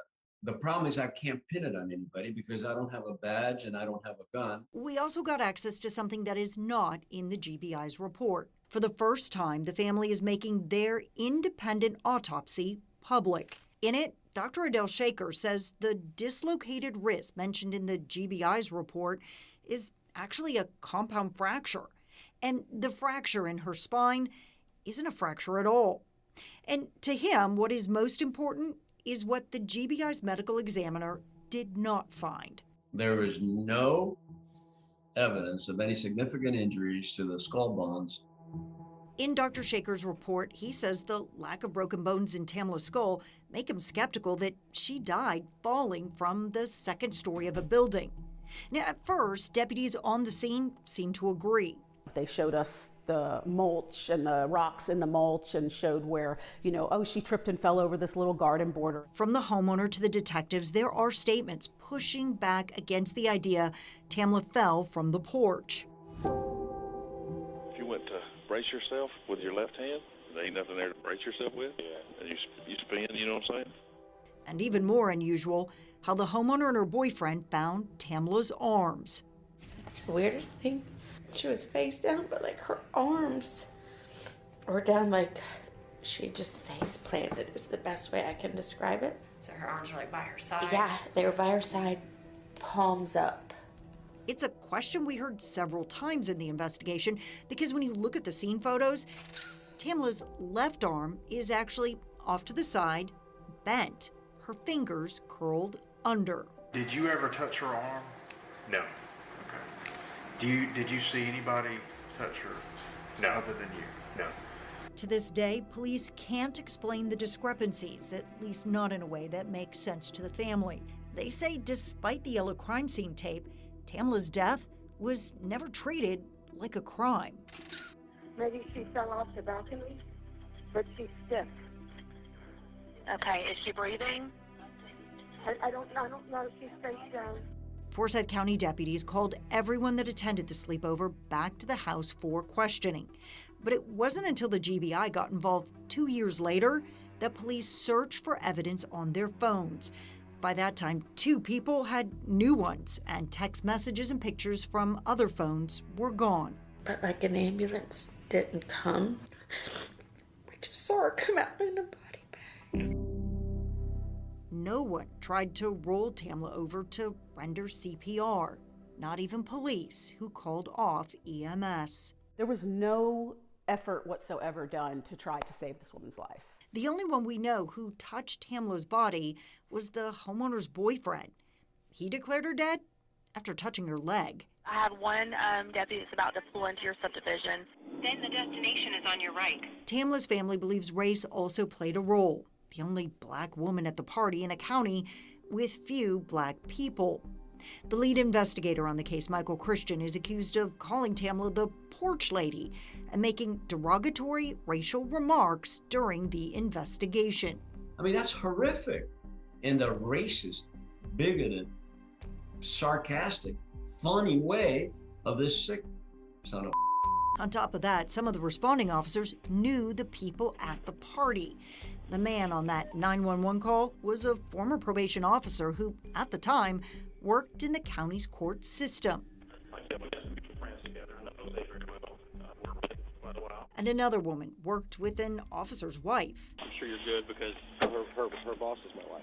Oh, well, then you're more than good. In the recordings, we heard police tell the family that when the investigation is complete, they can access all of the records and the pieces will finally fit. But they don't. Legally. This case is just beginning as far as I'm concerned. I haven't been able to grieve her because I've been trying to fight for her justice for 3 years. I have to know the truth. So that's why I say a lot of people are not believing that this is an accident. They're not believing that it's an overdose, and people have that right to have their opinions. Just like other people can have their opinions, like, oh, maybe they did overdose him and throw him across the board. We don't know what happened, but this is another story of one black person with a whole group of white people. Yet she's dead and nobody knows what happened. It's an accident. I posted a video yesterday about 17 black people who died mysteriously and quickly realized that this list is never ending. If you're white, please watch all the way through. We are not allowed to look away when we feel uncomfortable anymore. On June 29th, just last week, Jerard Jackson went to a music festival with his white friends before one of them contacted his mom and said he was missing and having a mental health crisis. His family says he's never struggled with that before. His friends say they took his phone and keys away and he must have taken his keys back while they were sleeping, even though he didn't take his phone. He was found hanging in a wooden area with his car over a mile from the festival grounds. During the period that he didn't have his phone, there were several attempts to log into his bank account and his Apple Pay was used at a local gas station. His family says there's no way he killed himself, and on top of all of this, they cremated his body without their permission. Ternia Nicole Miller was found hanging in a tree in Miami just 3 weeks ago on June 18th. She was there to celebrate Juneteenth and her death was ruled a suicide. Why the fuck would she post on Instagram that she was traveling for Juneteenth and then proceed to In November of 2024, 15-year-old Jalen Reeves was stabbed to death 6 times by a 14-year-old white boy. That boy was later cleared of his second-degree murder charges, claiming self-defense. And guess what? His dad is a high-level executive at Axon. What's Axon, you might ask? An American company primarily developing weapons and technology for military and law enforcement, known for its taser electroshock weapons, a market it has dominated since 2003. He works for a police weapons manufacturer. In 2021, Jelani Day went missing and his remains were found weeks later in an Illinois river. Police ruled it an accidental drowning, and his mom calls that an insult. She said Jelani was an avid swimmer, and avid swimmers don't drown themselves. He has never had depression or struggled with mental health. In 2020, 15-year-old Kawan Charles was picked up by his white friend and his friend's mom, who allegedly gave them alcohol, weed, and mushrooms and didn't report him missing for 4 days after he said he was going to kill himself and left their house. He was found lying face down in a sugarcane field with only a few inches of water, and the official report says he likely drowned himself on purpose. How he could have drowned himself in 6 inches of water is beyond me. Willie Jones Jr. was found hanging in his white girlfriend's parents' Mississippi yard in 2018. Her stepfather says he didn't touch him, but Willie's family says he had an athletic injury that limited his shoulder mobility to the point that he physically couldn't have hung himself. Of course, it was ruled a suicide. The family did win a wrongful death lawsuit 3 years later, but to this day, no arrests have been made. In 2013, Kendrick Johnson was found inside a vertical rolled-up gym mat at his high school in Georgia. The initial investigation showed the cause of death as accidental, but when the family hired someone to perform a private autopsy, it showed the cause of death as blunt force trauma. Another interesting fact here, the 2 possible suspects were both the sons of an FBI agent. That was part of the lawsuit they tried to win, but for some reason, it didn't work out for them. Alonzo Brooks went to a party with his 3 white friends in 2004, was called racial slurs. His friends left him at the party with the perpetrators. He went missing and his body was found on the property a month later. The local pathologist couldn't determine a cause of death, but then an armed forces medical examiner concluded it was homicide. To this day, we have no answers. These are only the most public of cases and not even a fraction of them. Black people deserve to grow old. I posted a video. This person here said the gym mat scandal of Kendrick Johnson was amplified by the fact that when his body was returned to his parents, his organs were missing and his body was stuffed with newspaper. I also want to note I think his name is Jerard Jackson was not yet cremated. His aunt made this statement on FB. Her name is Lataya. Let me clear it up something. When the family found out what funeral home he was at, we were told they were authorized to cremate him because no next of kin was listed. Who was authorized to cremate him in 5 days? This was after we were given the wrong funeral home and had to locate the correct one. Luckily, we found out in time to stop them from cremating him. Our suspicion rose because how is there no next of kin listed when his parents were notified he was found deceased? Just wanted to clear that up. Again, we thank everyone for their support and we don't want to spread false information. Oh, child. Wow, thank you for including many cousins Jalen Reeves in this. He was stabbed and back 3 times and the white team that killed him bragged about it after. No charge filed. We're still fighting for justice. Please keep spreading the word. So I just want you guys to understand, if the black people don't support themselves or don't speak up for themselves or don't defend themselves, this is what happens. Now, I want to go back to Karmelo Anthony. There has been a new video out with a new video. It says explosive new video evidence released in Karmelo Anthony murder case. Because before I play that, I literally made a video already on Karmelo Anthony about how he was found guilty of first-degree murder. And I was telling all the information that I read from news articles from, and these are the news articles, The Guardian, CNN, CBS News. I already have the video. You can go watch it. But I'm going to break down everything here. This one says this is going to be a long video. It says, the fatal confrontation. The convention stems from an incident on April 2nd, 2025, I believe at the Condo Stadium in Frisco, Texas, during a district-wide high school track and field meet. The dispute, Anthony Denton, 17, a student at Central High School, sought shelter from the rain under a bleacher tent designated for Revival Memorial High School. The altercation. Now, people are saying that there was no altercation. Someone told me that there was no altercation. The boy just jumped up and just stabbed him because he was yelling at him. I don't know where they got that information from, but I always knew there was an altercation. CNN talks about it. Witness testified that 17-year-old Memorial student Austin McCluff told Anthony to leave the tent. Words were exchanged and McCluff subsequently shoved Anthony. The stabbing. Anthony pulled a folding pocket knife from his backpack and stabbed Metcalf once in the chest. Metcalf died from his injuries shortly after at a local hospital. The trial and verdict. During the June 2026 trial, the defense argued that Anthony acted in self-defense due to physical intimidation and being surrounded. Prosecutors countered that Anthony provoked the encounter, intentionally escalated a mid-situation with deadly force, and fled the immediate scene afterward. This is what I read, okay? The jury took less than 3 hours to reject the self-defense claim and convict Anthony of murder. Under Texas law, 17-year-olds are tried as adults. Anthony will be eligible for parole after serving half of his 35-year sentence. So this is where it goes to culture and racial flashpoint. Now, this is where I was talking about this is forming up a race war. Nobody talked about this, but they only talk about the part what I read about self-defense. And I got a lot of backlash for that. It said the case drew widespread national attention and sparked intense local protests due to racial dimensions. Anthony is black and Metcalf was white. Controversy deepened when an all-white 12-person jury was seated. Defense attorneys launched a Boston challenge after prosecutors used their strikes to remove the final 3 black potential jurors from the pool. The judge ultimately accepted the state's race-neutral explanation that those individuals were struck because they were educators of school-age children. Current post-trial developments. On July 7, 2026, Anthony's new pro bono defense team, which includes civil rights and attorneys, submitted a 63-page motion outlining several critical claims to push for a new trial. The defense claims Anthony's Sixth Amendment right to a public trial was violated due to severe courtroom capacity limitations and a total electronics camera ban imposed by the judge. Broken off the record agreement, the motion states that prosecutors violated an agreement to keep character and act evidence out of trial. When prosecutors revoked their agreement on the final day, it effectively prevented Anthony from taking a stand to testify on his own behalf. Flawed jury instruction. Attorneys argue the instructions given to the jury made it unfairly difficult for them to evaluate Anthony's self-defense claim. Judge recusal request. The defense has requested that Judge John Roach be removed from the future appeal proceedings, arguing he compromises required judicial neutrality by defending the jury's verdict to reporters.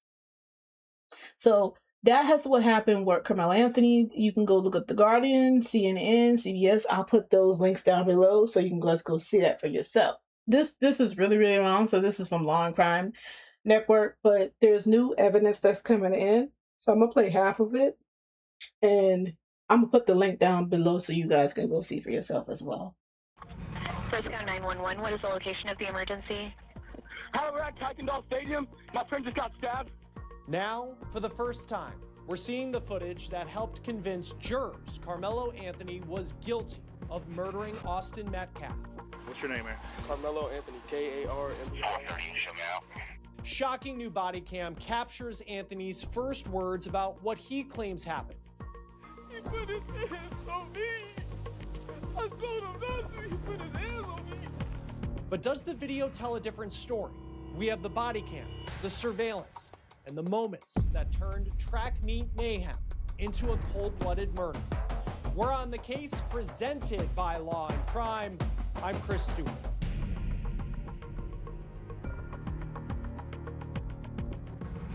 We have a lot to get to in this episode. Cody Thomas from Court TV, who is one of the few journalists in the courtroom for the entire trial, will be here in a moment to break down what we're looking at as we go through this surveillance video of the moment Karmelo Anthony stabbed Austin Metcalf, as well as some of the pictures that have now been made public.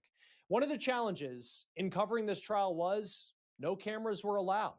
So we would hear about this surveillance video, which you're about to see, of the alleged confrontation between Anthony and Metcalf, and we would read the police documents that laid out what Anthony allegedly said to officers on that day. But now, after the verdict, and now that Anthony is in prison for as long as 35 years, we are seeing the evidence that everyone inside the courtroom was able to see during this trial.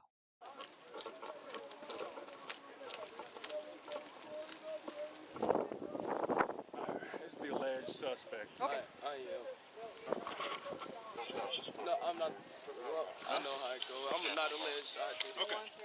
That is body cam video of an officer arriving on scene after Karmelo Anthony had already been placed in handcuffs. And in that body cam, you can hear Anthony tell the officer that he is not alleged to have stabbed Austin Metcalf. He says he did it. We do have more body cam video to show you here in just a moment, but I want to begin with the 911 call that came in from the track meet in Frisco, Texas in April of last year. Frisco 911, what is the location of the emergency? Hi, we're at Kuykendall Stadium. My friend just got stabbed. Okay, do you know who stabbed him? We have no clue. He was sitting in our tent, but you need to send an ambulance right now. They're on the way, okay? Give me a description of the person that stabbed him. He was wearing a gray Essentials hoodie. He was black. He's standing out on the track right now. He's standing on the track? Yeah.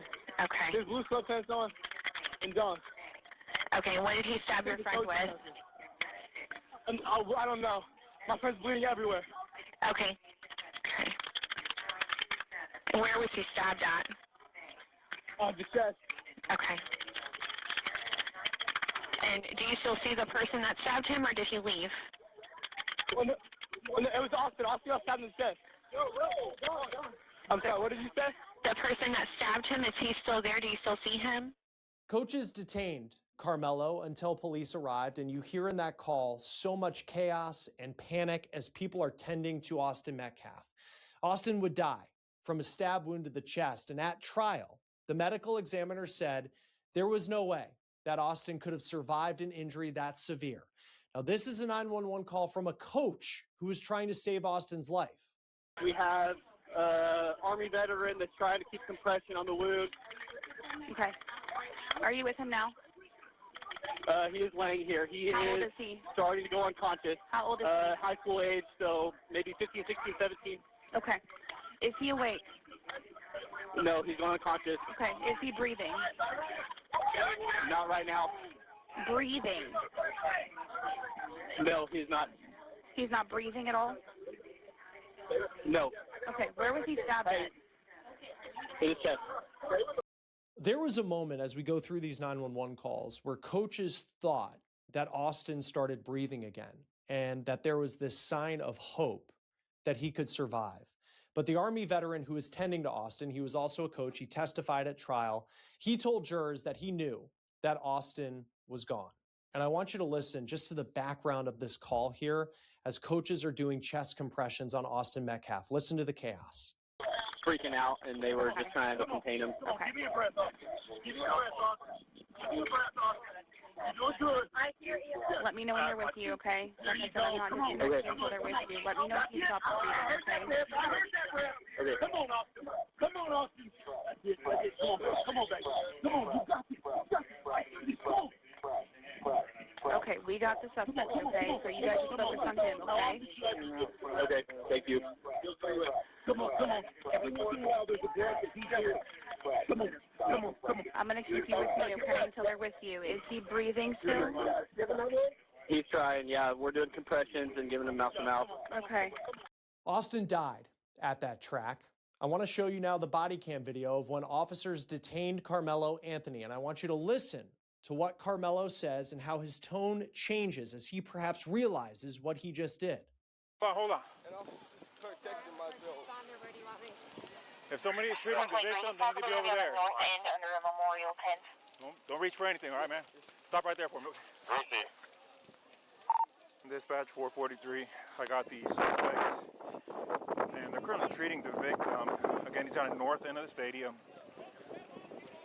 All right, any weapons on you like that? Come on. I'll look here. How long? He put his hands up. I know I'm not. 4-4, copy, I'll be en route. Help, y'all back up a little bit. Come over here for me. Come over here. I'm gonna put your handcuffs for now, okay?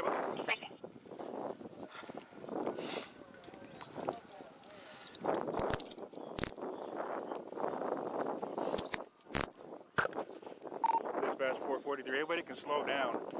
I got the alleged suspect in handcuffs right now, detained.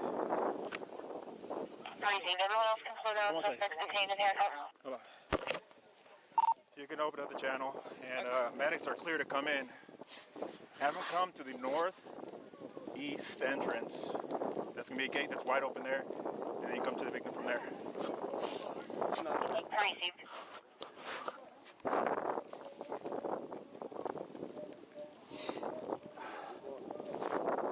This is the alleged suspect. All right, bye.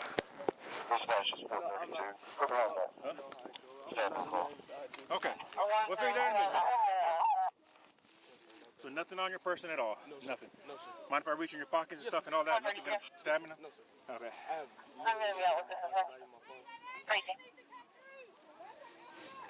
I'm gonna get a little personal there, okay? Just to make sure. My car's right there. Okay. Yeah. You want me to get up now? Yeah. Come on. All right. The victim's gonna be underneath that tent over there, so I'll get medics. I think he was analyzing. Memorial tent over there, guys. All right. He put his hands on me. I told him not to. He put his hands on me. What's happening right now?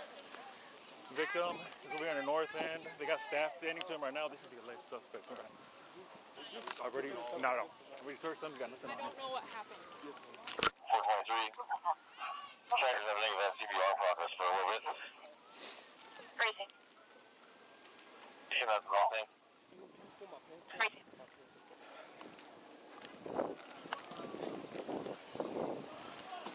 On my side over here or which side? It's up to you. It's up to you. That's fine. This is closer. Okay. Let me do one more little check of you, okay? Yes, sir. You don't mind if I reach in your pockets, anything like that? You good? You can. You're just wearing this one pair of pants? No, I'm wearing some little under thing. Oh yeah, but it's not Like no ma'am, I don't think so. All right. What's your name, man? Karmelo Anthony, Karmelo. You should be out. Okay. Freezing.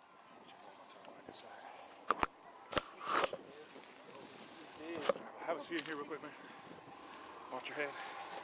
Let me check your hood here, buddy, okay? Yes, sir. Well, I'll tell you what, lean this way so you're not resting on your hands, okay? Yes, sir. All right, see a little bit of blood on your hands there, okay? Yes, sir. All right. 402, I'm on scene. So your first name is Karmelo? Yes, sir. Karmelo. Let's see, hold on one second. Is he gonna be okay? I don't know yet, man. Karmelo, C-A-R-A. K-A-R. K-A-R. M-E-L-O. M-E-L-O, Karmelo. What's your last name? Anthony. A-N-T-H. O-N-Y. O-N-Y. What grade are you in? I'm in 12th grade. 10th grade? You go to Emerson? No, sir. Where do you go? Centennial. Okay. I'm in 12th grade. 12th grade? Yes, sir. Okay. No, Centennial. All right, sit tight for me real quick, bud, all right? There is no up-close video of the stabbing of Austin Metcalf. There is only this angle of the confrontation. It is from a camera that was mounted on the top of the stadium where the meet took place, and the camera is pointed at the tent which belonged to Austin Metcalf's team. Karmelo's defense team argued at trial that Karmelo was invited under the tent, that he had a friend of his girlfriend who was on Austin Metcalf's team, and that friend had waved him over. Now, the state argued that Karmelo never should have been under an opposing team's tent and that he refused to leave when he was told to go, and that led to a confrontation and a shove that turned to murder. Join us now to talk more about the evidence that we're all now seeing on the outside for the first time is Cody Thomas from Court TV, who is in the courtroom for the entire trial of Karmelo Anthony.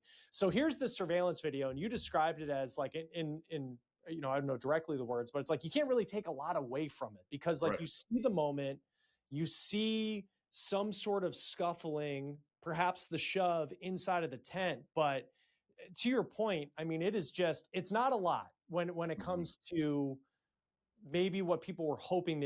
So, like I say, I'm gonna keep it there. I'm gonna put the video down below. This is what was alleged. It was alleged a couple months ago, and I was saying it in my other video that they had knew each other, that he was invited underneath the tent. This is what somebody had alleged. Now it's coming out yet again that he was invited under the tent. He didn't just walk over there and just start a fight. That's what they was trying to make it sound like. He just went over there and was just trying to be bad and be evil.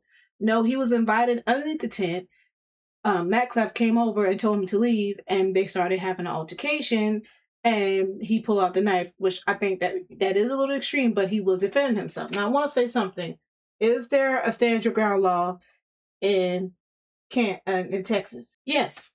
Texas is a stand your ground state. Under the Texas Penal Code 9.31, you generally have no legal duty to retreat before using force, including deadly force in self-defense, as long as you are legally allowed to be at the location, are not engaged in criminal activity, and did not provoke the attacker. While stand your ground applies to any location, you have a right to be like a public street or business. Texas also features the related but border castle doctrine. This offers extra legal protection inside your home, vehicle, or place of business, legally presuming you act reasonably when defending you against unlawful, forceful entry or attempt carjacking. It is important to note that the use of force must still be deemed reasonable, proportional to the threat. You cannot claim protection under these self-defense laws if you are started the conflict, were committing the crime, or use force merely in response to verbal threats. He didn't start the crime. He wasn't going to intent to go harm someone, and that's what they were trying to prove. I don't know why the stand your ground law did not came up in this defense. I have no clue why, to this day, why it was not brought up. But yeah, that's something that I forgot to mention in my video. Also, this is the video that I was talking about I made 3 weeks ago. And I also talked about white man shoots up black family reunion and the burning cross in Chicago, which I knew the burning cross in Chicago had something to do with the Asian guy. I'm going to talk about that too as well. I believe that this is all starting a race war. I don't care what anybody said. This is all leading to that. That's where it's going. Now, I showed all of this, right? I showed Kylie Rittenhouse, where he shot up people. I think he killed 2 people, if I remember the story. He killed 2 people with a gun. He had a gun shooting. Let me look up his story before I mess it up. So, in August 2020, 17-year-old Kyle Rittenhouse traveled to Wisconsin during a protest following the police shooting of Jacob Blake. Armed with an AR-15 style rifle, he shot and killed 2 men and injured a third. So yeah, he did kill 2 people and injured a third during an altercation in the street. During his 2021 trial, Rittenhouse argued he acted in self-defense after being chased and attacked. See what I'm saying? A jury found him not guilty on all charges. This is what I'm saying. So, going back to George Zimmerman, same thing.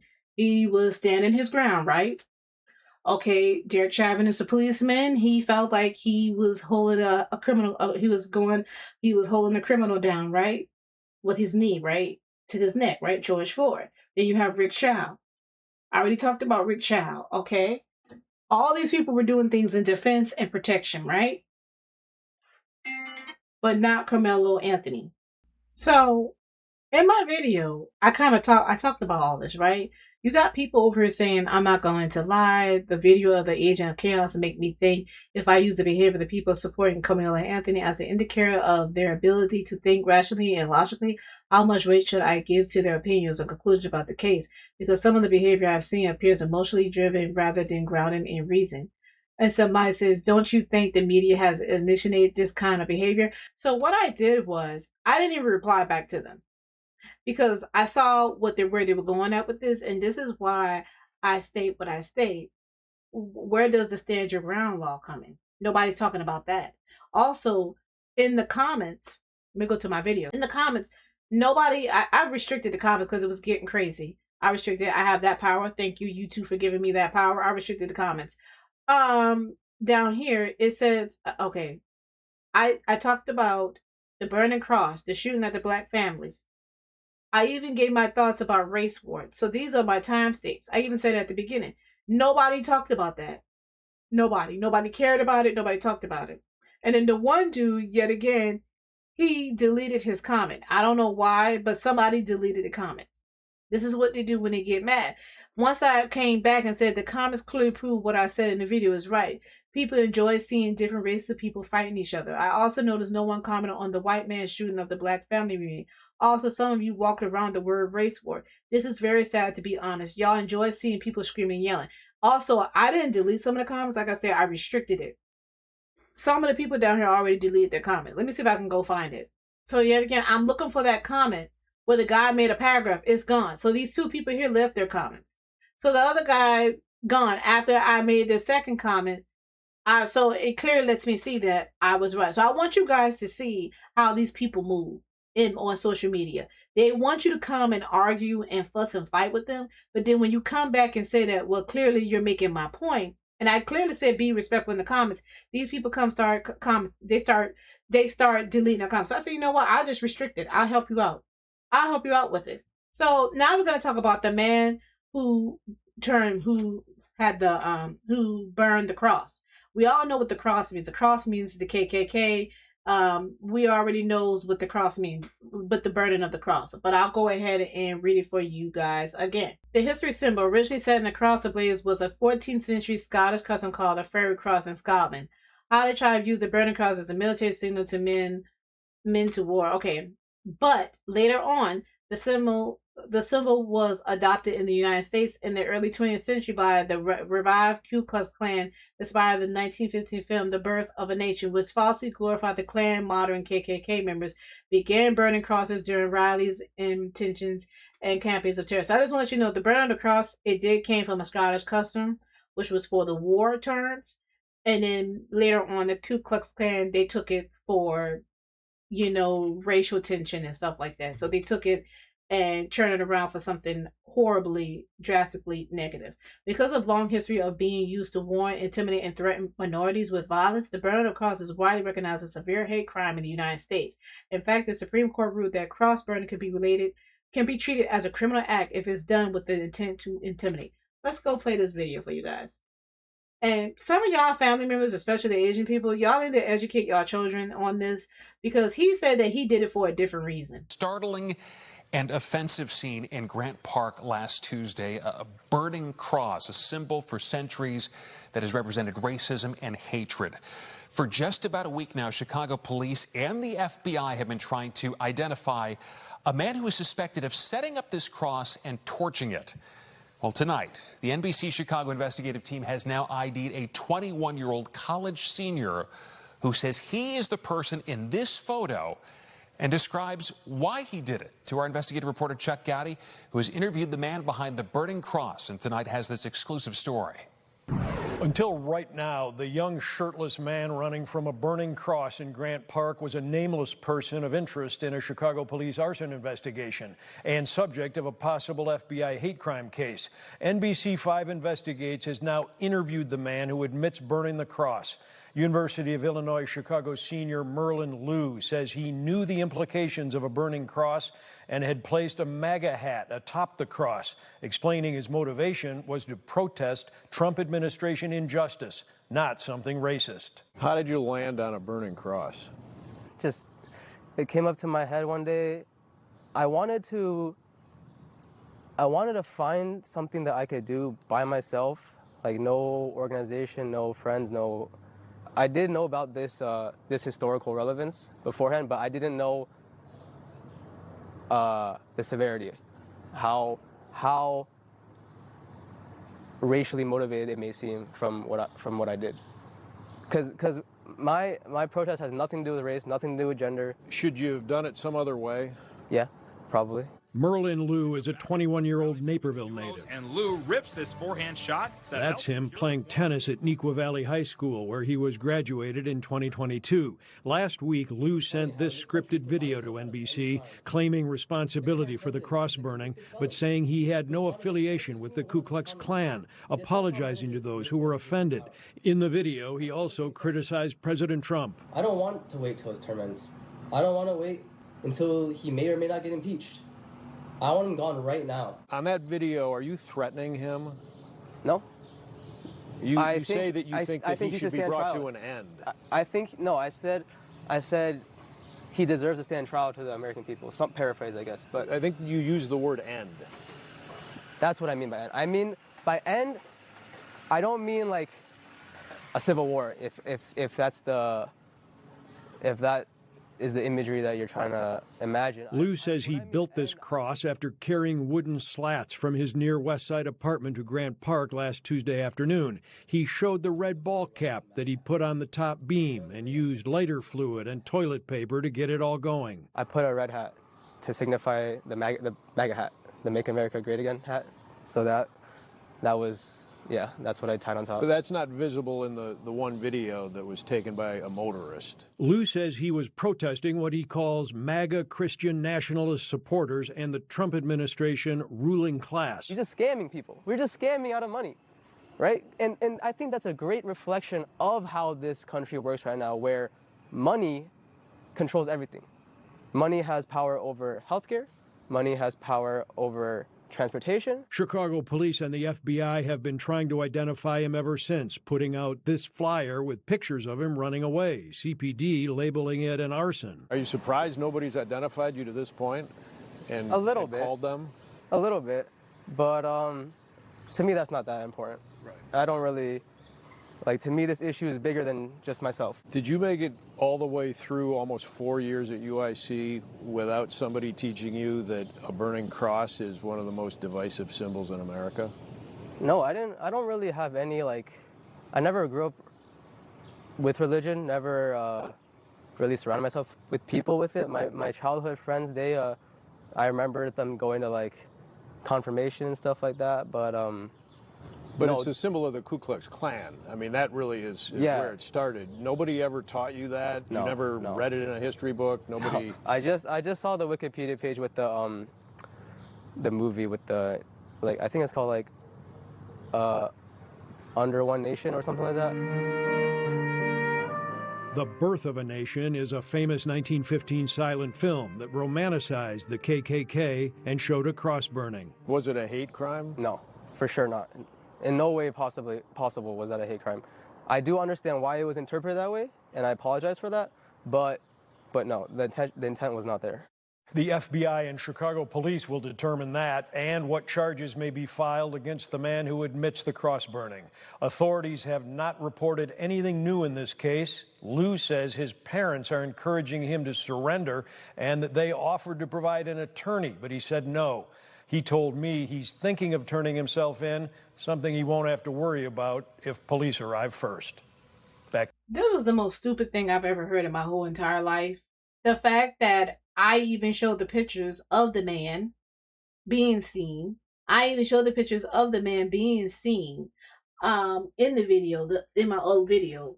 I literally showed pictures of this man's face. I mean, what are y'all trying to say? I'm not trying to be mean, Asian people, but what they're trying to say, y'all all look alike. Like, cause child, like, come on, man. They did not care about finding this man. And I'll also tell you something too. A lot of people online don't really know the history of America. You got people who born and raised here in America don't even know what the burning of the cross is. I had to tell somebody who was black what the burning of the cross was. So I'm not surprised. That's why I said y'all need to educate other people in y'all families, friends of, American history, especially African history, slavery, all of that. Jim Crow laws, all of that. The Ku Klux Klan, y'all need to really, like, educate people on that, because a lot of people don't know what this is. Because people clearly were saying, oh, this is what a racist would say. I don't think he was a racist, but I think he's he doesn't understand what he's doing. He's really young. He's 21 years old. He doesn't have his whole full whole full memory there. You don't have your whole full memory until you're 25 years old. So, like I state, parents out here need to teach their kids what the burning of the cross is. Because I even asked somebody, I said, do you know what the burning of the cross? If you saw a burning of the cross in your neighborhood, you was walking, do you know what that means? And the person said they don't know it. The person was black. So I just want to point that out. So you're probably wondering, what does all this have to do with Nolan Xavier? It has a lot to do. Nolan, we don't know what happened to him yet. We don't know if he was defending himself, but we're finding out. And maybe he nobody didn't attack him. Maybe he just fell off the boat and drowned. But why is it that his friends didn't even care enough to even call the police and let them know, or call for help? They just disappeared. They just left. So it sounds sus. So my thing is, if somebody harmed him, like I state, black people are we're supposed to sit here, let people harm us. Don't protect yourself. Don't stand your ground. Stand your ground is not for you. It's for other races of people. It does not mean, it's not meant for you. It's for other races of people. So stand there, let somebody kill you, let somebody beat you up. Oh, did I mention this? There was a teenager I forgot to mention, almost about to wrap this up. He got beat up in a video. This is what I mean. stand there. Let them beat you up. Don't protect yourself. Don't defend yourself. If you defend yourself or even try to stand your ground, that doesn't count. You are a murderer. You are a killer. You went there to go intent to kill someone. Let me play this for you guys. I wish there was an easy way to control that stink. Hey, your wish is my command. Who are you? Your kitchen godfather.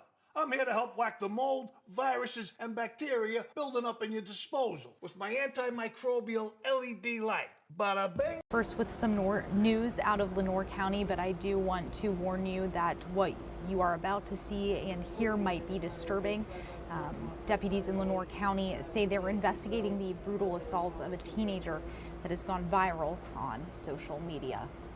Sheriff Jackie Rogers says they are actively investigating